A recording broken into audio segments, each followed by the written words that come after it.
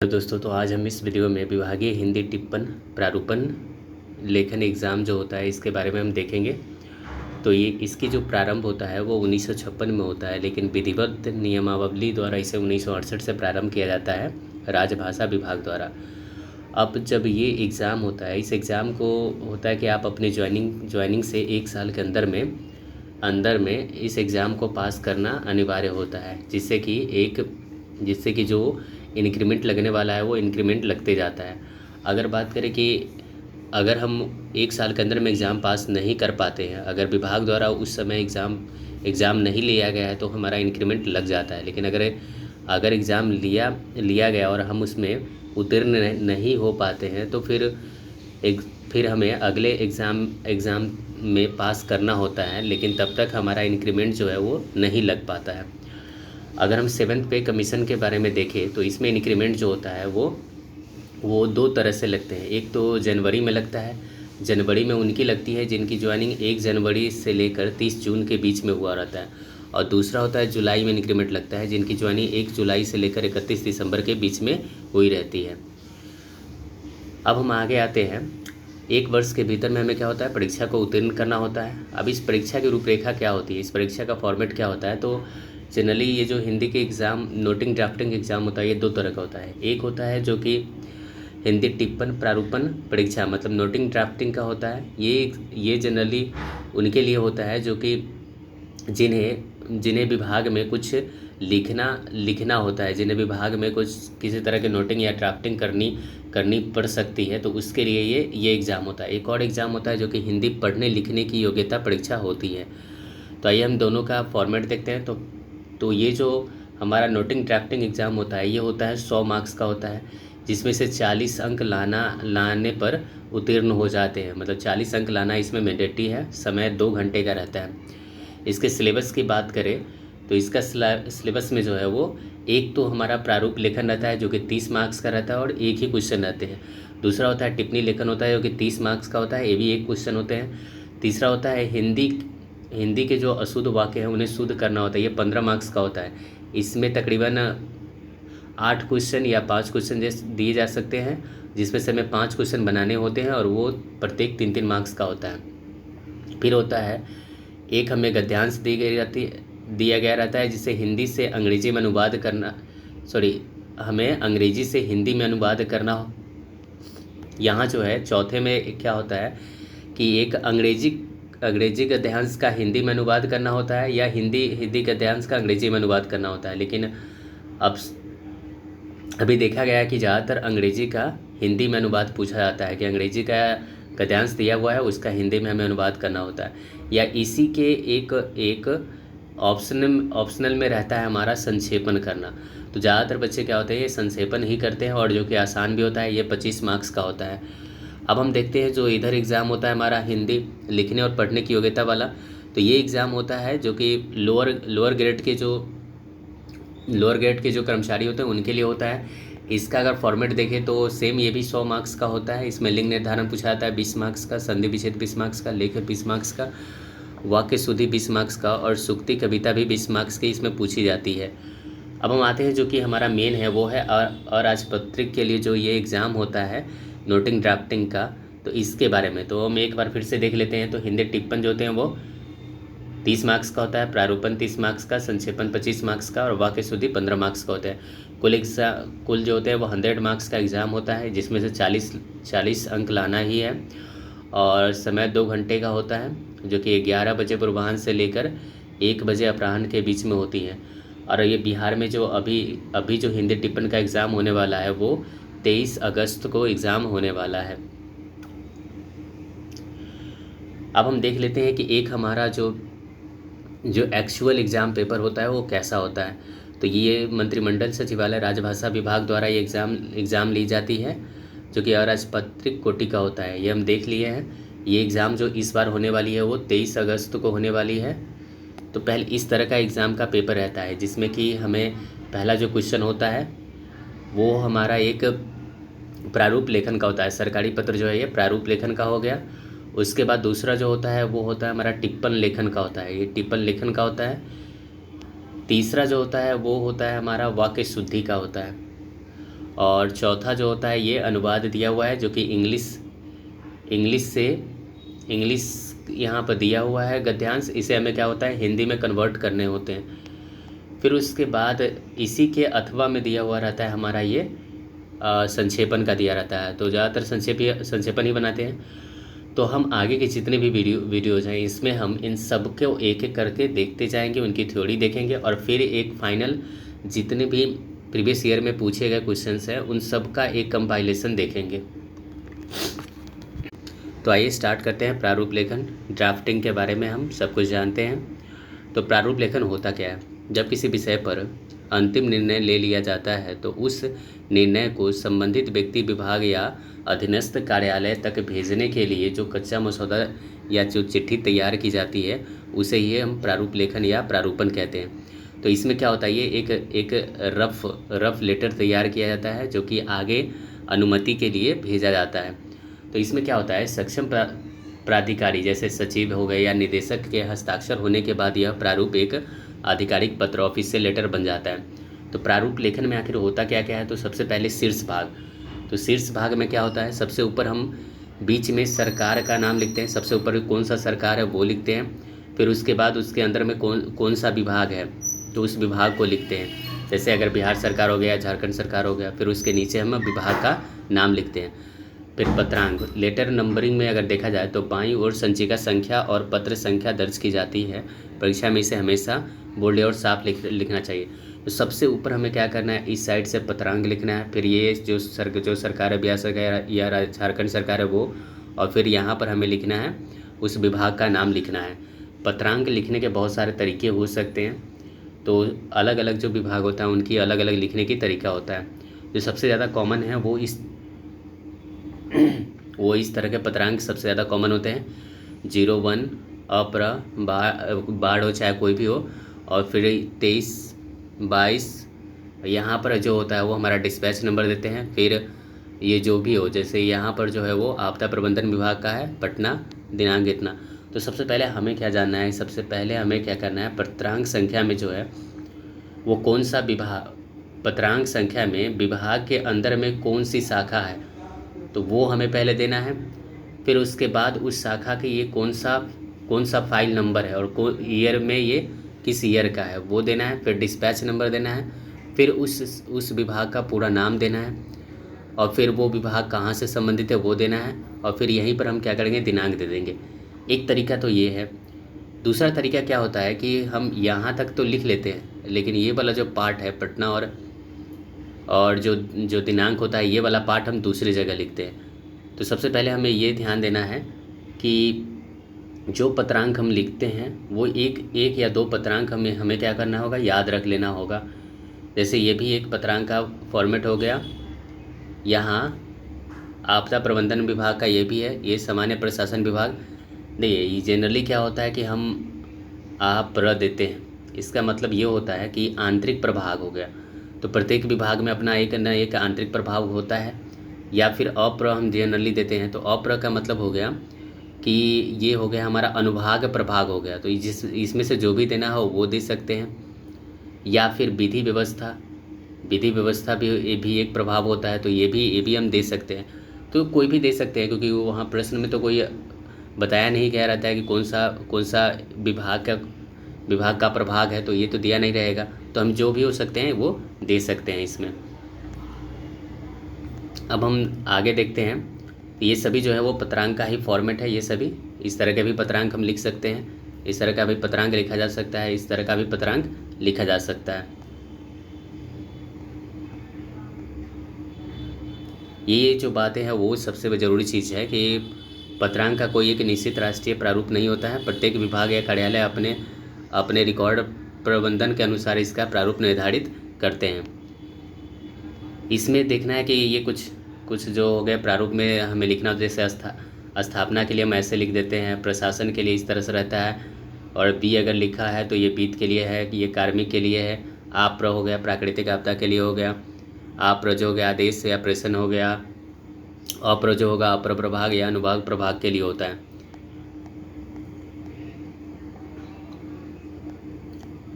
अब जो होता है, जब हम ऊपर में क्या लिखते हैं, ऊपर में सबसे ऊपर पत्रांग लिखते हैं, फिर ये कौन सी सरकार है वो लिखते हैं, फिर इसके बाद कौन सा विभाग है वो लिखते हैं, फिर यहाँ से हम स्टार्ट करते हैं प्रेषक, आखिर भेजने वाला कौन है। तो पत्र भेजने वाले अधिकारी का पदनाम और उनके कार्यालय का पता यहाँ पर लिखा जाता है। कभी भी यहाँ पर अपना नाम न लिखें, क्योंकि हम उस अधिकारी के रेफरेंस में हम लिख रहे होते हैं, तो अपना नाम उसमें कभी भी नहीं लिखना है। अगर बहुत ज़रूरी आ जाए कि नाम लिखना है, अगर उसमें दिया गया है तो लिखना है, नहीं दिया गया है तो क ख लिख सकते हैं, या ये भी ना लिख के सीधे लिख सकते हैं मुख्य सचिव लिख सकते हैं, मुख्य सचिव बिहार सरकार, ऐसे लिख सकते हैं। फिर आते हैं सेवा में जो प्राप्त करने वाला है, तो प्राप्त करने वाले के लिए जिसे पत्र यह प्राप्त कराना है उसका हम क्या करते हैं, उसका पदनाम लिखते हैं। उसका नाम नहीं लिखना है, उसका पदनाम लिखना है और उसका पता नीचे लिख देना है। जैसे सेवा में सभी जिला पदाधिकारी बिहार। उसके बाद है स्थान और दिनांक। ये स्थान और दिनांक एक तो वो जो एक हम पत्रांक में भी लिख सकते हैं, और डिस्पैच नंबर के बाद हम स्थान और पत्रांक लिख सकते हैं। या दूसरा तरीका क्या है कि दूसरा तरीका ये है कि जब हम जो प्राप्त करने वाले हैं वो उनका जब हम पूरा एड्रेस लिखते हैं, तो एड्रेस लिखने के बाद राइट साइड के कॉर्नर पर हम आकर स्थान और दिनांक लिख सकते हैं। फिर इसके बाद सब्जेक्ट देते हैं। सब्जेक्ट में क्या होता है, ये पूरे पत्र का सबसे महत्वपूर्ण हिस्सा होता है। विषय हमेशा छोटा, सुस्पष्ट और एक ही पंक्ति में होना चाहिए, ताकि पढ़ते समय पूरी बात समझ में आ जाए। अब आता है संबोधन। संबोधन के भी तरीके क्या हैं कि पत्र की शुरुआत बाईं ओर से हम संबोधन से करते हैं। संबोधन में हम दो चीज़ें कर सकते हैं, महोदय या महोदया लिख सकते हैं, या फिर सीधा महाशय लिख सकते हैं। अगर हम सीधे महाशय लिखते हैं तो भी संबोधन दोनों का हो जाता है, या फिर अगर हम महोदय लिख रहे हैं तो महोदय और महोदया दोनों लिख सकते हैं। लेकिन जनरली क्या होता है, महाशय ही चलता है, तो इसमें ज़्यादा दिमाग नहीं लगाना, बस महाशय ही लिख के आगे बढ़ जाना है।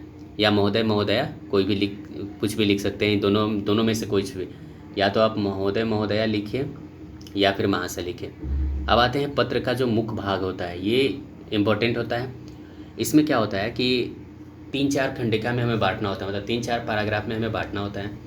पहला पैराग्राफ जो होता है, इसमें हम क्या होते हैं, चूँकि जो सचिव होते हैं वो सरकार के स्पोक्स पर्सन होते हैं, तो सरकार के द्वारा जो बातें कही गई है उसी को वो सभी जिला पदाधिकारी को बताते हैं। तो इसके लिए हम हमेशा जो प्रथम कंडिका है इसमें हम औपचारिक शुरुआत करेंगे, जिसमें कि हम लिखेंगे निर्देशानुसार उपयुक्त विषय के संबंध में कहना है कि ज़्यादातर यही सेंटेंस यूज किया जाता है, तो इसको यूज करें।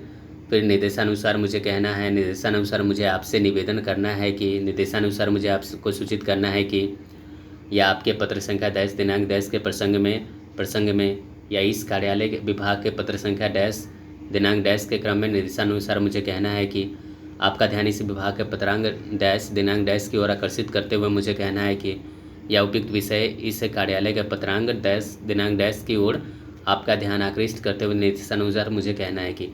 तो इस तरह से हम क्या करते हैं, पहला जो पैराग्राफ होता है उसमें हम शुरुआत कर लेते हैं, और शुरुआत करने के बाद दूसरा जो पैराग्राफ होता है, शुरुआत करने के बाद जो हमारा दूसरा पैराग्राफ होता है उसमें क्या होता है कि हम जो भी हमें निर्देश देना है, जो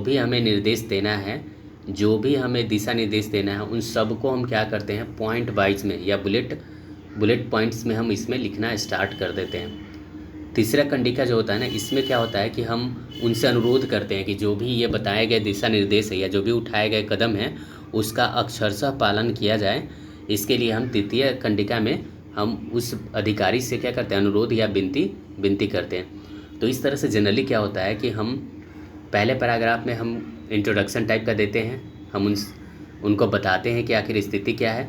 दूसरे पैराग्राफ में क्या होता है, दूसरे पैराग्राफ में इस स्थिति से निपटने के लिए क्या दिशा निर्देश दिया गया है ये लिखते हैं। और तीसरे पैराग्राफ में जो है वो हम उनसे अनुरोध या विनती करते हैं कि आप इस पर त्वरित कार्रवाई करें।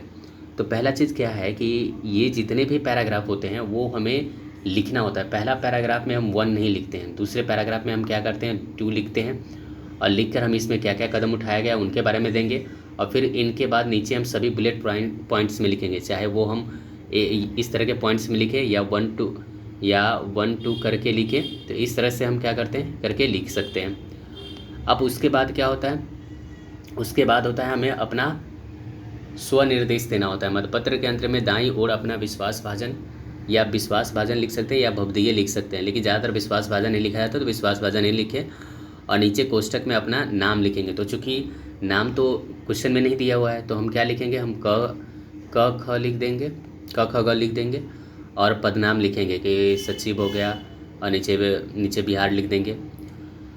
नोट, जब तक प्रारूप अनुमोदन की अवस्था में रहता है तब तक वह प्रारूप ही रहता है, मतलब जब तक कि उसे बड़ी अधिकारी उस प्रारूप को स्वीकार न कर ले तब तक वो क्या होता है, प्रारूप रहता है।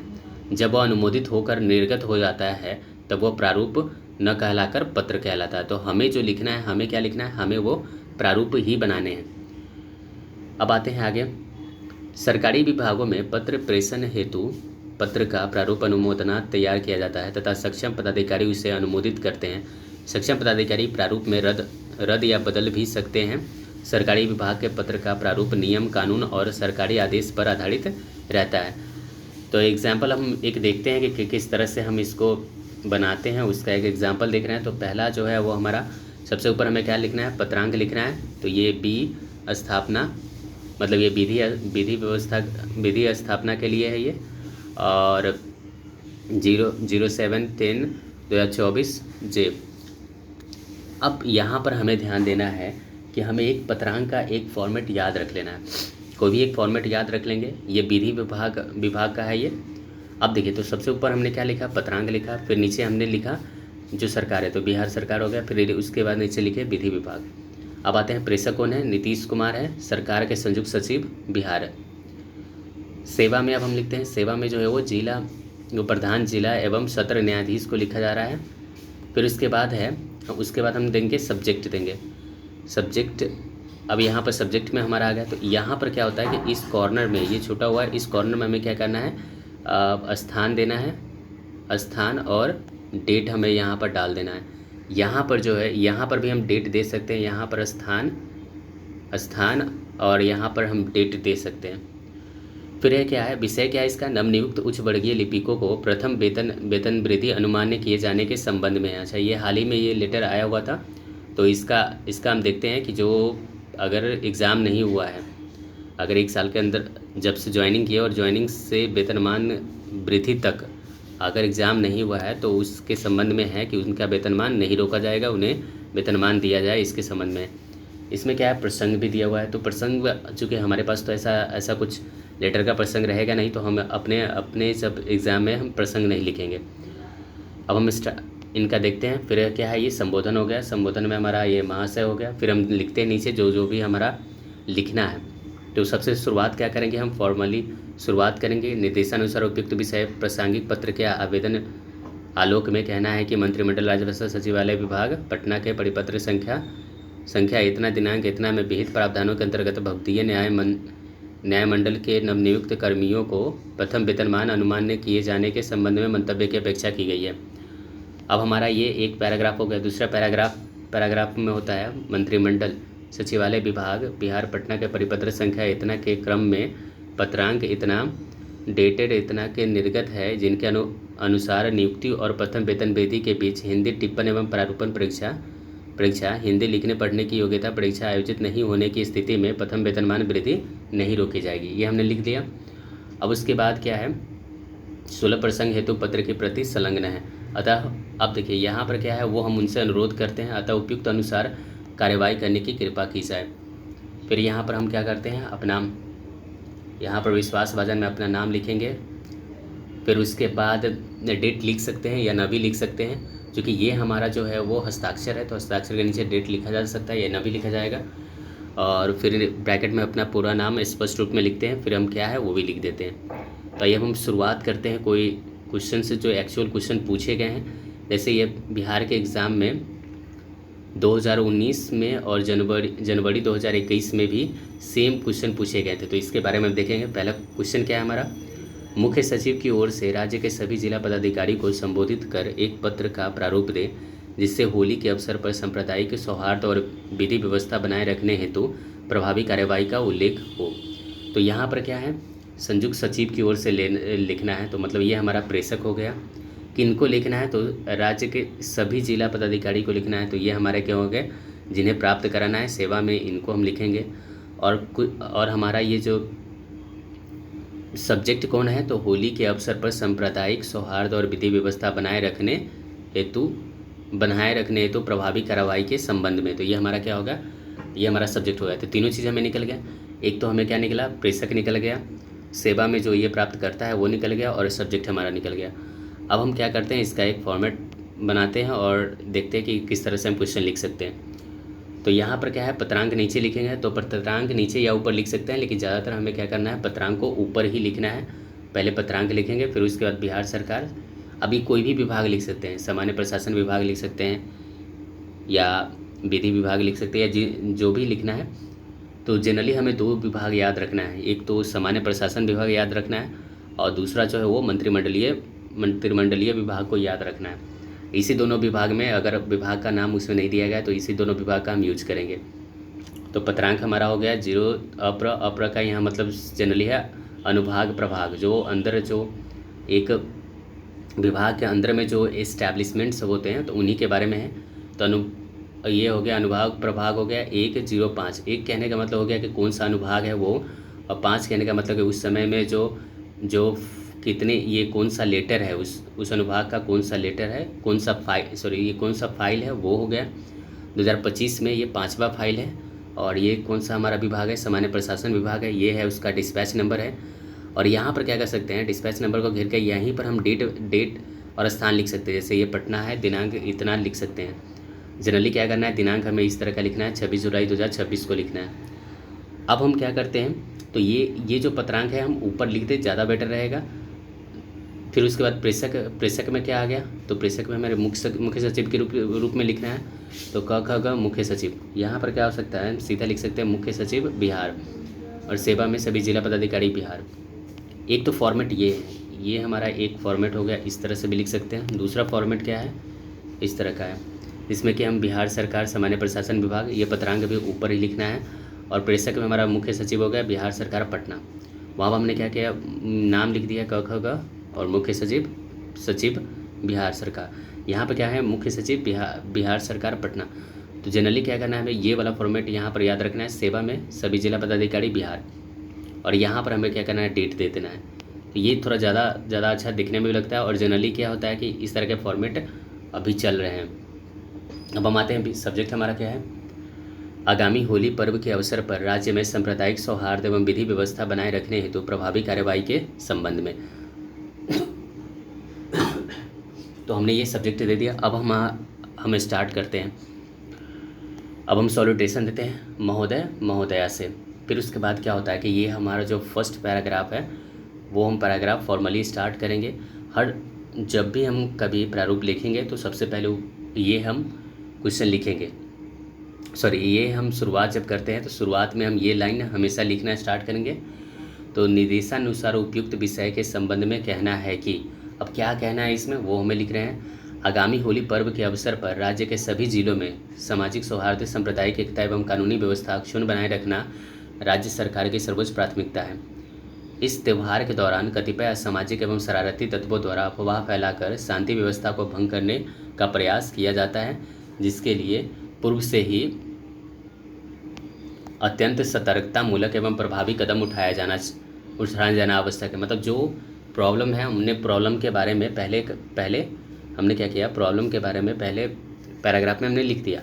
अब उसके बाद है विधि व्यवस्था अब दूसरा पैराग्राफ हमारा, अतः विधि व्यवस्था संधारण एवं सांप्रदायिक सौहार्द सुनिश्चित करने हेतु निम्नलिखित सुस्पष्ट दिशा निर्देश जारी किए गए। तो ये हमारा क्या है, ये दूसरा पैराग्राफ है। तो 2 लिखकर हम इस बात को लिखेंगे। अब हमने क्या क्या हमें कदम उठाने चाहिए, क्या क्या सुस्पष्ट दिशा निर्देश सरकार के द्वारा जारी किया गया है, वो बातें हम यहाँ देखते हैं। तो पहला क्या है, संवेदनशील स्थलों पर प्रतिनियुक्ति। जितने भी संवेदनशील स्तर पर है वहाँ पर हमें क्या है, प्रतिनियुक्ति करना है। जिला अंतर्गत पूर्व के सांप्रदायिक एवं स्थानीय विवादों को ध्यान में रखते हुए संवेदनशील तथा अति संवेदनशील स्थलों को चिन्हित किया जाए।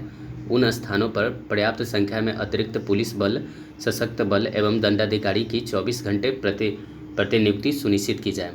तो हम पहला जो हो गया, इस तरह से हम क्या करते हैं ना, प्रत्येक बुलेट पॉइंट में ही हम लिखते जाएंगे, या आप ऐसे भी कर सकते हैं एक लिखकर और सीधे लिखना स्टार्ट करें यहाँ से जिला के अंतर्गत पूर्व। और नहीं तो फिर हम क्या करेंगे, क्योंकि ये जब हम दे देते हैं ना तो इससे क्या होता है कि जो चेक करने वाले हैं वो समझ जाते हैं कि आखिर इसके अंदर में क्या कहा जाता है।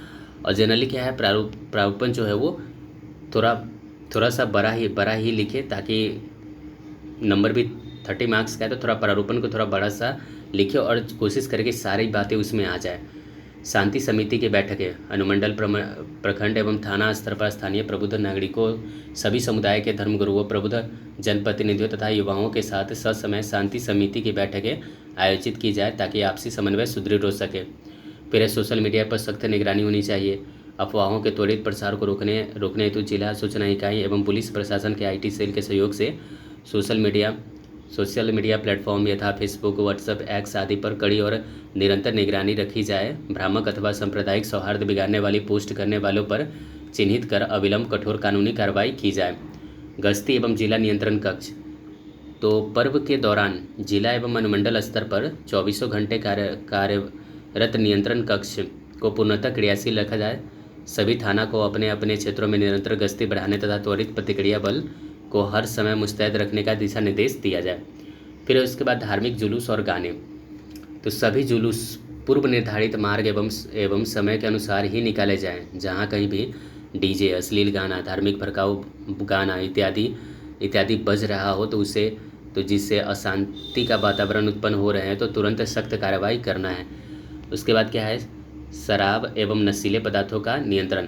अवैध शराब बिक्री, नशीले पदार्थों की बिक्री, पटाखे की बिक्री आदि पर यथासंभव रोक लगाना है। इसके अलावा सड़क मार्ग पर अथवा किसी के घरों में जबरन चंदा वसूली पर रोक लगाने हेतु कठोर कदम उठाने हैं।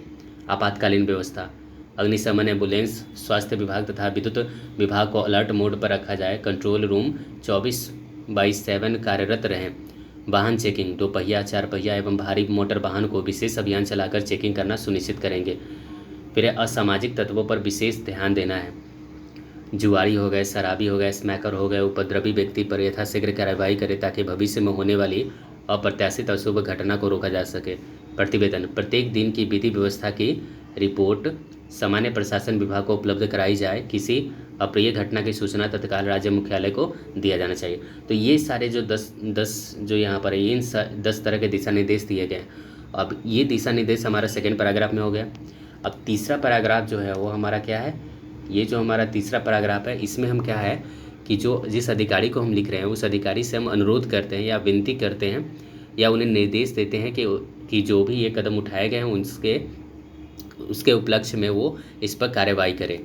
अतः सभी जिला पदाधिकारी से अनुरोध है कि उक्त निर्देशों का कड़ाई से अनुपालन सुनिश्चित करते हुए अपने अपने जिलों में शांतिपूर्ण और सौहार्दपूर्ण वातावरण बनाए रखने हेतु व्यक्तिगत रुचि लेकर प्रभावी कार्रवाई करें। अब हमने ये क्या किया, उनसे अनुरोध कर लिया। ये हमारा कौन सा है, पैराग्राफ 3 है। अब हम क्या करते हैं, इस साइड में हम अपना लिखेंगे तो विश्वास भाजन या बब्दिए, तो ये याद रखें विश्वास भाजन ही लिखना है। क ख ग हमने हस्ताक्षर कर दिया और जिस तारीख को है वो कर लिया। फिर हमारा पूरा नाम जो है वो दे दिए। फिर मुख्य सचिव, अपना जो पद है मुख्य सचिव बिहार सरकार दे दिए। इसके बाद क्या है, हमें एक प्रतिलिपि है, ये प्रतिलिपि हमें किनको देना है, क्योंकि एग्ज़ाम में हमें दिखाना होता है कि पूरा हमें फॉर्मेट दिखाना होता है, तो हम प्रतिलिपि भी वहाँ पर डाल दें कि किसको हम ये दे रहे हैं।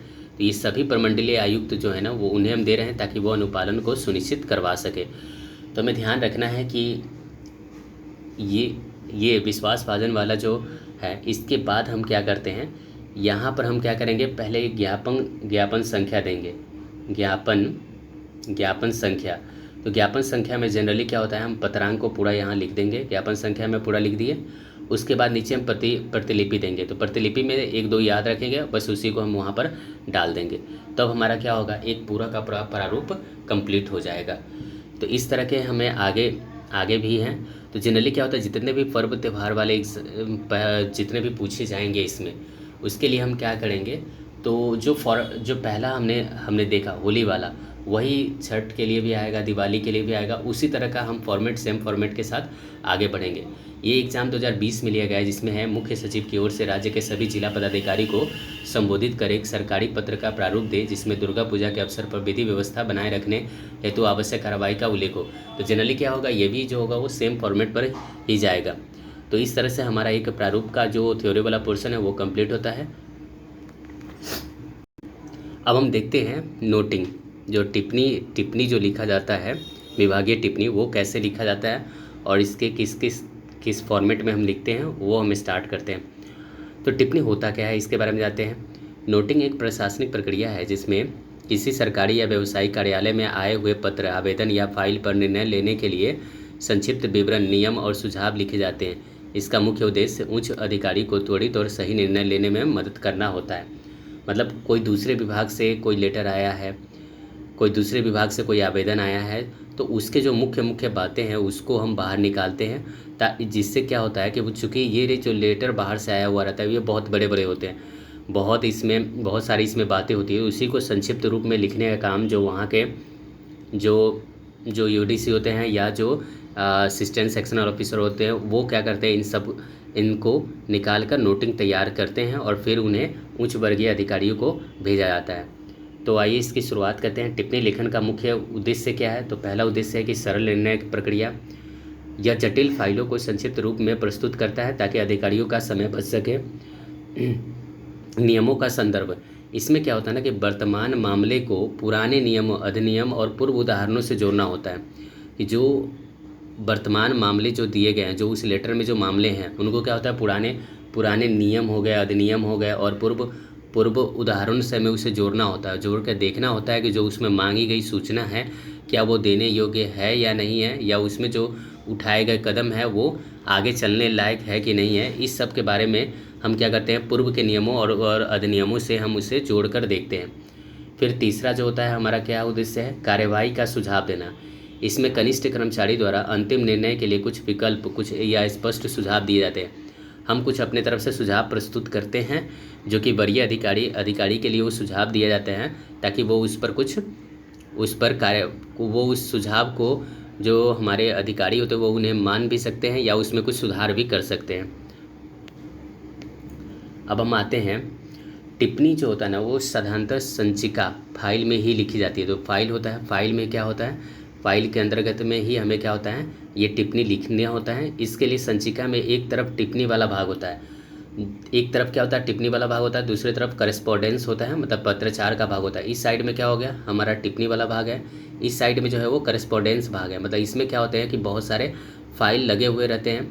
तो जैसे ही हम यहाँ पर लिखना स्टार्ट करेंगे, इसका जो संदर्भ है वो यहाँ पर उस फाइल से क्या होगा उसका संदर्भ मिलते जाएगा, या जो नियम कानून है वो सारे के सारे क्या होंगे इस साइड में, हम करेस्पॉन्डेंस में वो सभी हम लिखते जाते हैं। वो सभी क्या होता है इस करेस्पॉन्डेंस में ना वो सभी का PDF यहाँ पर दिया हुआ रहता है।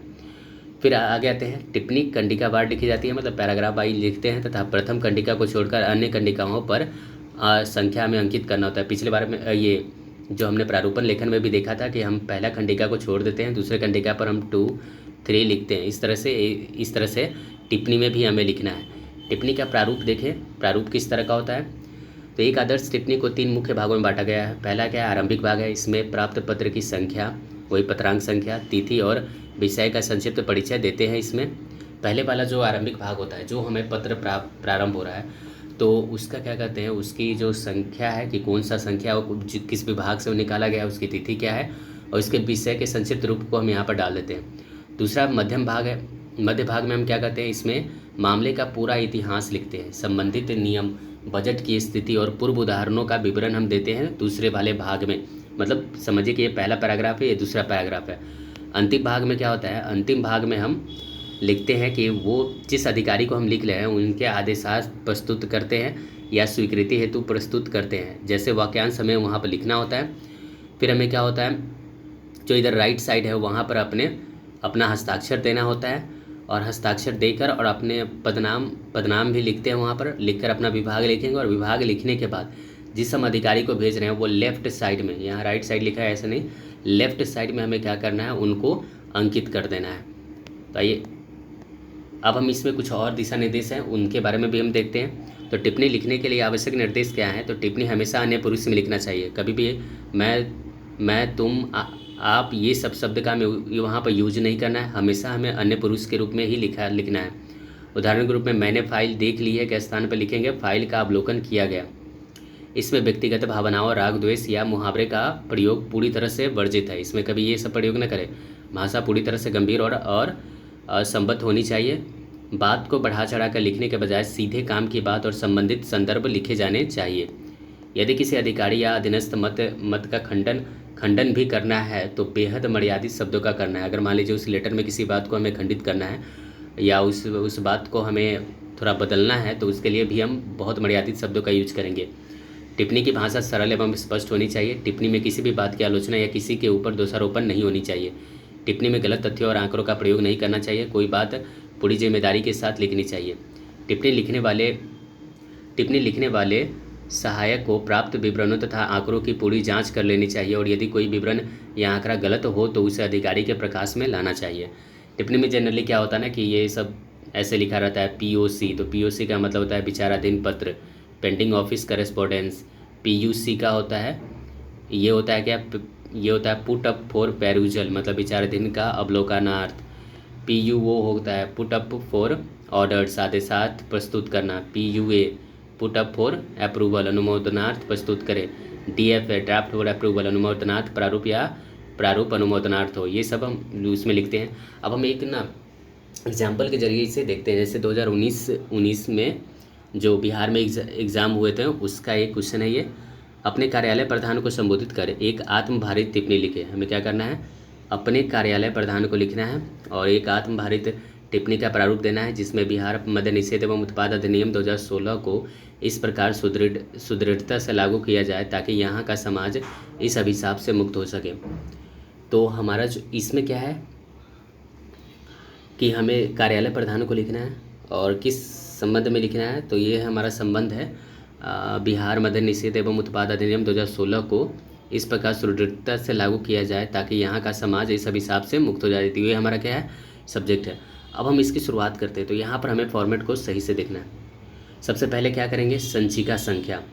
तो ये संचिका संख्या जो है ना वो भी हम ऊपर में ही लिखेंगे। संचिका संख्या को हम फाइल नंबर को हम ऊपर में लिखते हैं। फिर उसके बाद इसमें हम क्या करते हैं, विभाग को हम ऊपर में लिखते हैं। जिस विभाग के प्रधान को हमें लिखना है और ये विभाग कहाँ का है, बिहार सरकार, झारखंड सरकार, तो वो हमें लिखेंगे। उसके बाद क्या होता है कि हम सब्जेक्ट लिखते हैं। इसमें जो होता है ना, इसमें जब हम जो स्थान होता है और जो डेट होता है वो हम नीचे की तरफ लिखते हैं। फिर उसके बाद हम क्या करेंगे, विषय लिख देंगे। विषय लिखने के बाद हम क्या करेंगे, इन्हें घेर लेंगे। उसके बाद लिखेंगे कृपया अवलोकन किया जाए। तो विषय हमारा क्या है, राज्य में बिहार मद्य निषेध एवं उत्पाद अधिनियम 2016 के सुदृढ़ एवं प्रभावी क्रियान्वयन के संबंध में ठोस कार्य योजना, ये हो गया। अब हम क्या करेंगे, इसको घेर लिए, उसके बाद हम लिखेंगे कृपया अवलोकन किया जाए। अब इसके अंतर्गत में हम पहला पैराग्राफ जो है वो जो ये मद्य निषेध के बारे में जो है उसके बारे में हम थोड़ा सा हम उससे क्या करेंगे, इंट्रोड्यूस करेंगे। यहाँ पर क्योंकि हम अपने अधिकारी को लिख रहे हैं, उन्हें हम इंट्रोड्यूस करेंगे। अब फिर तो इंट्रोड्यूस में हम किस तरह से कर रहे हैं, बिहार को मद्य मुक्त बनाने तथा समाज को शराब के अभिशाप से मुक्ति दिलाने के उद्देश्य से बिहार मद्य निषेध एवं उत्पाद अधिनियम 2016 7 अक्टूबर 2016 को लागू किया गया था। कानून के लागू होने के उपरांत सकारात्मक परिणाम आए, परंतु हाल के दिनों में कतिपय क्षेत्रों से अवैध शराब के निर्माण, परिवहन एवं बिक्री की सूचना प्राप्त हुई।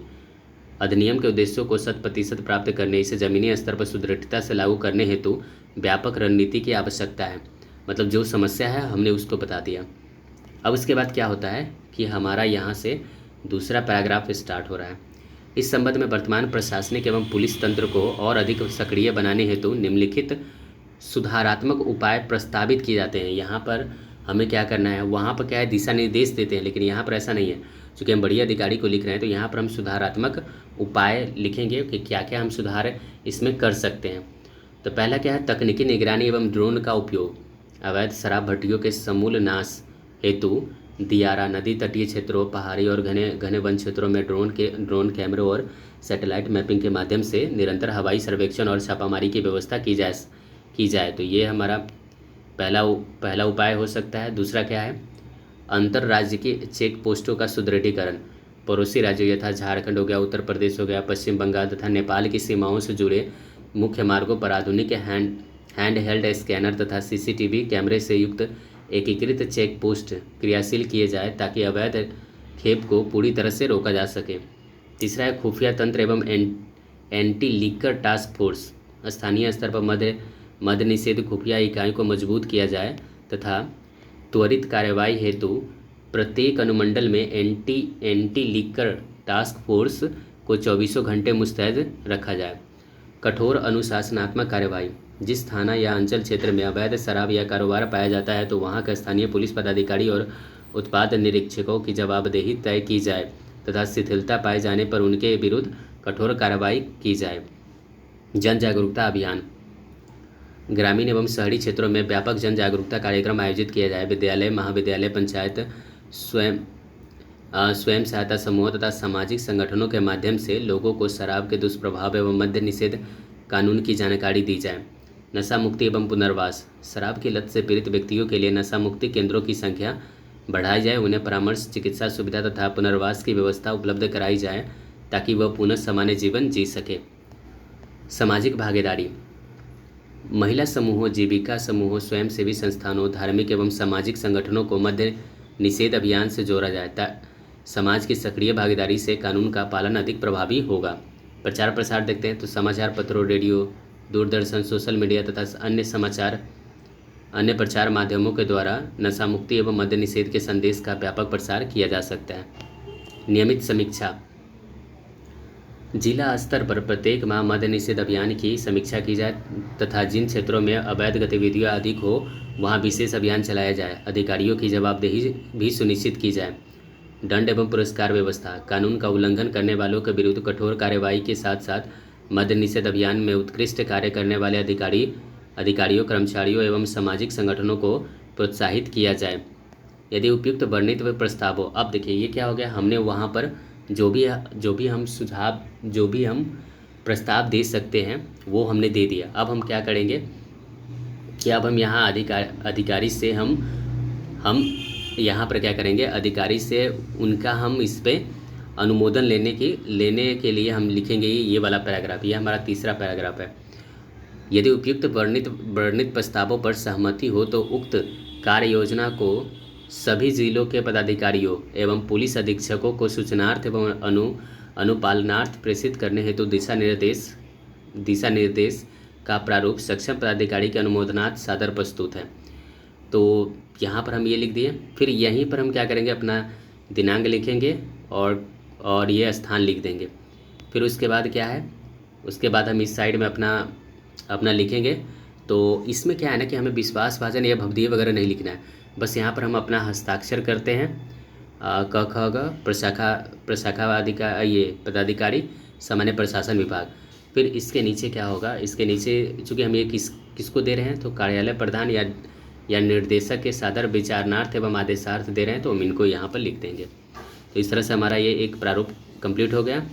आगे और भी सारे क्वेश्चंस हैं जिनको हम अलग से एक पीडीएफ में दे देंगे। अब हम वाक्य अशुद्धियों के बारे में देखते हैं। तो इसमें जो वही एग्जाम्पल्स लिए गए हैं जो कि परीक्षा में पूछे गए। जैसे 2019 में ये पूछा गया था, तो हम इसकी शुरुआत करते हैं। पहला है, चांदनी रात का बात ही कुछ और है। नहीं, चूँकि रात स्त्रीलिंग है तो उसके हिसाब से होगा चांदनी रात की बात ही कुछ और है।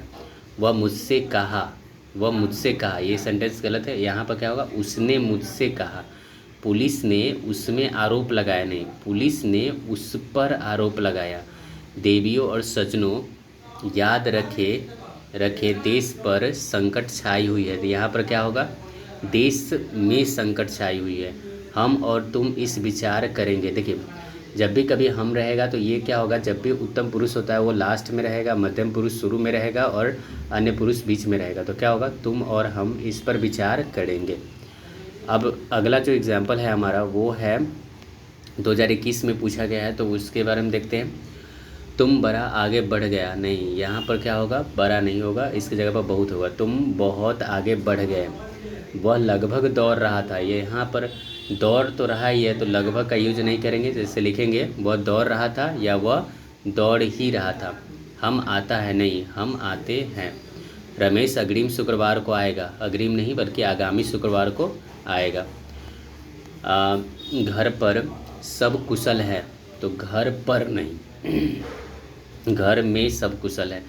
मैंने हंस दिया नहीं, मैं हंस दिया या फिर मैं हंस पड़ा। वह घर को जा रहा है, वह घर जा रहा है, घर को नहीं होगा, वह घर जा रहा है। आपसे मिलकर मैं अति प्रसन्न हुआ। यहाँ पर क्या है, आपको मिलकर नहीं, आपसे मिलकर मैं अति प्रसन्न हुआ या मैं अत्यंत प्रसन्न हुआ। निम्नलिखित, अब यहाँ पर ये जो है वो पूछा गया है, 22 में पूछा गया है, तो उसका देखते हैं। हम चाय अभी अभी पिए, नहीं, हमने चाय अभी अभी पी है। चाची ने मुझसे पटना बुलाई, ये भी गलत है। चाची ने मुझे पटना बुलाया, क्योंकि पटना यहाँ पर इसके अकॉर्डिंग हुआ तो बुलाया। लड़की ने दही गिरा दी, ये दही जो है ना वो पुल्लिंग है, तो इसके हिसाब से होगा लड़की ने दही गिरा दिया। तुम, मैं और वह, यहाँ पर क्या आ गया? सबसे पहले क्या होगा? सबसे पहले मध्यम पुरुष होगा, फिर उसके बाद अन्य पुरुष होगा, फिर उत्तम पुरुष होगा। तो इसका हो जाएगा तुम, वह और मैं चलेंगे। श्याम और सीता आती है, नहीं, श्याम और सीता आए थे, प्लुरल हो जाएगा यहाँ पर। यौवनावस्था में लोग बहुत से भूले करते हैं, तो यहाँ होगा यौवनावस्था में लोग बहुत सी, क्योंकि भूले जो है वो स्त्रीलिंग है तो सी हो जाएगा, बहुत सी भूले करते हैं। वह दंड देने के योग्य है, नहीं, वह दंड देने के योग्य है, ये कहना गलत है। यहाँ पर क्या होगा? वह दंड पाने के योग्य, देने के योग्य नहीं, वह दंड पाने के योग्य है, या वह दंडित होने के योग्य है। शोक है कि आपसे मेरे पत्रों का कोई उत्तर नहीं दिया, यहाँ शोक नहीं बल्कि खेद है। शोक मृत्यु के लिए होता है, तो खेद है कि आपने मेरे पत्रों का कोई उत्तर नहीं दिया। अब 2023 के एग्ज़ाम्स में हुए हैं, वो देख लेते हैं। वह मुझसे देखा तो घबरा गया, नहीं, वह मुझे देखकर घबरा गया, वो मुझे देखकर घबरा गया। नदी की था का पता मुझसे नहीं लगता, था नहीं होगा, यहाँ गहराई होगा। नदी की गहराई का पता मुझसे नहीं लगता है। जहाज़ से जाना है तो स्टीमर का समय उनसे पूछ लीजिए, ठीक है, स्टीमर के बारे में पूछना है, उसके समय नहीं। तो जहाज़ से जाना है तो स्टीमर के बारे में पूछ लीजिए। विधानसभा में प्रस्ताव स्वीकार हुआ, नहीं, स्वीकार किया गया, या ऐसे हो सकता है स्वीकृत हुआ होगा, तो विधानसभा में प्रस्ताव जो है वो स्वीकृत हुआ। फल का पका हुआ होना चाहिए, नहीं, यहाँ पर क्या है कि फल पका हुआ होना चाहिए, फल का पका हुआ नहीं, फल पका हुआ होना चाहिए। इस कार्य को करते हुए मोहन को कई महीने हो गए, तो यहाँ पर क्या है? इस कार्य को करते हुए, ये हुए जो होगा वो ये वाला हुए मोहन को कई महीने हो गए। शब्द केवल संकेत मात्र, यहाँ पर देखिए दो शब्द क्या है ना, ये केवल और मात्र दोनों सेम ही अर्थ देता है। तो या तो हम केवल का प्रयोग करें या मात्र का प्रयोग करें, तो क्या होगा? शब्द केवल संकेत हैं या शब्द संकेत मात्र हैं। ये अक्टूबर 2023 में पूछे गए हैं। लोगों ने नेताजी को गले में एक फूलों की माला पहना दी, तो लोगों ने नेताजी को गले में फूलों की एक माला होता है, एक फूलों की माला नहीं होता है, फूलों की एक माला पहना दी, फूलों की एक माला पहना दी। मैंने स्वयं अपनी आंखों से देखा है, तो यहाँ स्वयं और अपनी दोनों एक ही है, तो कोई एक ही रखेंगे। तो मैंने स्वयं अपनी आंखों से देखा है, यहाँ पर आंख भी क्या है? ये यहाँ पर क्या होगा? मैंने स्वयं देखा है या मैंने अपनी आंखों से देखा है, ये सही होगा। 2 दिन की बारिश के पीछे आज धूप निकली है, तो 2 दिनों के बारिश के पीछे नहीं, बारिश के बाद, 2 दिनों के बारिश के बाद आज धूप निकली है। तुम्हारा अभी बच्चा बुद्धिमान है, तुम्हारा सभी बच्चा बुद्धिमान है, तो यहाँ क्या होगा? तुम्हारा नहीं होगा, तुम्हारे, प्लुरल बनाना ना, तुम्हारे सभी बच्चे बुद्धिमान हैं। युद्ध के उपरांत वह विदेश से वापस लौट आया, तो चूँकि लौटना और वापस दोनों सेम ही हैं, तो हम वापस को हटा देंगे। युद्ध के उपरांत वह विदेश से लौट आया। पूरा देश भर में खुशी का माहौल है, तो देखो यहाँ पर क्या है? पूरा देश भर कहने का मतलब होगा, पूरा और देश भर एक ही बात हो गया, तो हम या तो कहेंगे कि पूरे देश में खुशी का माहौल है या देश भर में खुशी का माहौल है। बाघ और बकरी एक ही घाट का पानी पीते हैं, चूँकि ये बाघ और बकरी मिलने से प्लुरल हो गया, तो पीते हैं होगा। चोरी के संदेह पर कई लोगों की गिरफ्तारी हुई। अब भाई 2024 के एग्ज़ाम्स में पूछे गए हैं। भाषा का रूप दिन पर दिन बिगड़ रहा है, नहीं, यहाँ पर क्या करना है? भाषा का रूप प्रतिदिन बिगड़ रहा है, दिन पर दिन प्रतिदिन बिगड़ रहा है। रेल दुर्घटना में 100 लोगों की मृत्यु होने की आशा है, आशा नहीं है, ये ऑप्टिमिस्टिक हो गया। तो चूँकि मृत्यु क्या है? निराशा के लिए हमें प्रयोग करना है, तो आशंका यूज करेंगे। वे लोग परस्पर एक दूसरे को सहयोग करते हैं, तो यहाँ परस्पर और एक दूसरे दोनों सेम ही हैं, तो हमको ये कि यूज करेंगे। तो वे लोग परस्पर सहयोग करते हैं या वे लोग एक दूसरे को सहयोग करते हैं। मैं अगले वर्ष हैदराबाद गया था, तो अगले वर्ष तो यहाँ पर क्या होना चाहिए? यहाँ पर फ्यूचरिस्टिक बात होना चाहिए, ऐसा नहीं है तो हम इसको पिछले बना देंगे। मैं पिछले वर्ष हैदराबाद गया था, उन्होंने दुकान से पुस्तकें आदि खरीदी। अब देखिए, चूँकि आदि का प्रयोग होता है जब 2-3 चीज़ें आती हैं, तो इसलिए हम ये गलत हो जाएगा यहाँ पर। उन्होंने दुकान से पुस्तकें तथा अन्य वस्तुएं खरीदी। विधान परिषद में प्रस्ताव स्वीकार हुआ नहीं, स्वीकृत हुआ। वह रोगी बीमार है। अब यहाँ पर 2 चीज़ें, या तो वह रोगी है या बीमार है। तो वह रोगी है या वह बीमार है। वह मेरा प्रतिदिन का दैनिक कार्यक्रम है। यहाँ भी देखिए प्रतिदिन है और दैनिक है, दोनों सेम ही अर्थ देता है। तो इसे हम ऐसे लिखेंगे, या यह मेरा दैनिक कार्यक्रम है या यह मेरा प्रतिदिन का कार्यक्रम है। अब अक्टूबर 2023 का इस तरह से ये हमारा कंप्लीट होता है। आगे हम देखेंगे संक्षेपण। तो आइए संक्षेपण को स्टार्ट करते हैं। संक्षेपण होता क्या है पहले इसके बारे में जानते हैं। किसी विस्तृत गद्यांश, लेख या आधिकारिक पत्र के मुख्य विचारों को कम से कम शब्दों में स्पष्ट और अर्थपूर्ण रूप से लिखने की कला को ही हम संक्षेपण कहते हैं। संक्षेपण के कुछ नियम है। पहला नियम क्या है कि 1/3 शब्द संख्या, जितने भी संक्षेपण दिया गया होता है उसके 1/3 शब्द संख्या को ही हमें संक्षेपण में लिखना होता है। संक्षेपण मूल गद्यांश के कुल शब्दों का लगभग 1/3 होना चाहिए। और 1/3 का मतलब ये हुआ है कि 10 अगर बहुत बड़ा है तो उसमें 10 शब्द पीछे और 10 शब्द आगे हम लिख सकते हैं। जनरली क्या होता है कि शब्द संख्या से हम 10 शब्द आगे तक लिख सकते हैं। फिर है क्या है, उचित शीर्षक हमें देना होता है। सबसे पहले हमें उचित शीर्षक देना होता है। संक्षेपण का एक छोटा, आकर्षक और केंद्रीय भाव को प्रकट करने वाला शीर्षक लिखना अनिवार्य होता है। प्रायः मूल विषय के ही किसी शब्द या वाक्यांश से ही शीर्षक का संकेत मिल जाता है। और ये जो हम जो संक्षेपण करते हैं वो हमेशा अन्य पुरुष में संक्षेपण करते हैं। हमेशा अन्य पुरुष का प्रयोग होता है। वह उन्होंने, ऐसा कहा गया, ये शब्द का हम यूज करेंगे। केवल मुख्य विचार हम इसमें केवल मुख्य विचार को ही लिखते हैं। मूल पाठ की व्याख्या, उदाहरण, मुहावरे, लोकोक्तियाँ और दोहराव को पूरी तरह से हटा देना चाहिए इसमें। मौलिक भाषा कैसा होना चाहिए, पूरी तरह से मौलिक होना चाहिए। संक्षेपण में मूल गद्यांश के वाक्यों को सीधे कॉपी नहीं करना चाहिए। अपनी सरल भाषा और छोटे वाक्यों का प्रयोग करना चाहिए इसमें। तटस्थता, अपनी ओर से कोई नई बात, तर्क, आलोचना या टिप्पणी जोड़ना पूरी तरह से मना है इसमें। अब हम एक एग्जाम्पल देते हैं। सबसे पहले क्या करना है, संक्षेपण जब भी करें तो सबसे पहले संख्या को गिन लें। गिनने के बाद एक दो बार उस गद्यांश को पढ़ें और पढ़ने के बाद जो उसमें ज़्यादातर जो शब्द आ रहे हैं या ज़्यादातर जिसके बारे में कहा जा रहा है वही हमारा वहाँ पर शीर्षक होगा। और फिर उस शीर्षक के केंद्र बिंदु में रखते हुए हम एक तिहाई शब्दों से उसका संक्षेपण करते हैं। जैसे ये 2021 में आया हुआ है।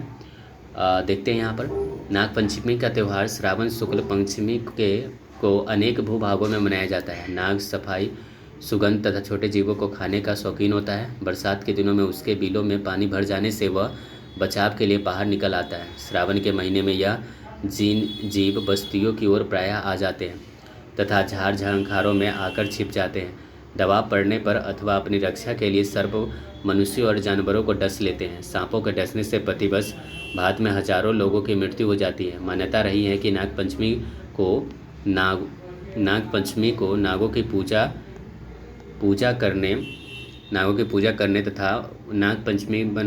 करने तथा उनके दूध पिलाने से वे खुश हो जाते हैं और वे लोगों को नहीं डसते। नव पंचमी को कुछ लोग उपवास रखकर नागों की पूजा करते हैं। तो हमने देखा ये पूरे की पूरे तरह जो ये गद्यांश है वो सेंटर्ड है नाग पंचमी पर। तो हमारा जो उपयुक्त शीर्षक जो होगा वो होगा नाग पंचमी का महत्व। चूँकि इसमें बताया गया कि नाग पंचमी के कारण ही क्या होता है कि सांप इससे खुश हो जाते हैं और वो लोगों को नहीं डसते हैं। तो ये क्या है, नाग पंचमी के महत्व के बारे में है। सबसे पहले हम क्या करेंगे, मूल गद्यांश के शब्दों को गिनते हैं। तो 140 शब्द हो गया। 140 का अगर 1/3 किया जाए तो लगभग ये 46-47 शब्द में होता है। तो हम 46 शब्द से कम नहीं लिखेंगे, 46 शब्द से हम ज़्यादा ही लिखेंगे। 46 शब्द से या तो 46 शब्द के बराबर लिखेंगे या 46 शब्द से 10 शब्द ज़्यादा लिख सकते हैं। तो 46 से लेकर 56 शब्दों के बीच में हम इसे लिख सकते हैं। अब हम देखते हैं संक्षेपण में ये। तो नाग पंचमी का त्यौहार जो है श्रावण शुक्ल पंचमी को मनाया जाता है। बरसात में बिलों में पानी भरने के कारण नाग बस्तियों की ओर आ जाते हैं और आत्मरक्षा में मनुष्यों और जानवरों को डस लेते हैं, जिससे प्रतिवर्ष व्यापक जनहानि होती है। तो हम क्या करेंगे, ये जो नाग पंचमी है इसी पर सेंटर्ड रहेंगे। मान्यता यही रही है कि नागों की पूजा करने, दूध पिलाने तथा नाग पंचमी पर उपवास रखने से नाग देवता खुश होकर लोगों को नहीं डसते। तो जनरली क्या है कि एक बस बेसिक चीज़ें ये याद रखना कि जब भी हम संक्षेपण करें तो हमें कोशिश करना है 1/3 में ही करें। और जनरली क्या होता है कि अगर आपको समझ में ना आ रहे हो तो ऊपर से सारे लाइनों को हमें एक साथ कंसाइज करते हुए चले जाना है नीचे की तरफ, ताकि वो 1/3 में भी हो जाए और सारी बातें उसमें कवर हो जाए।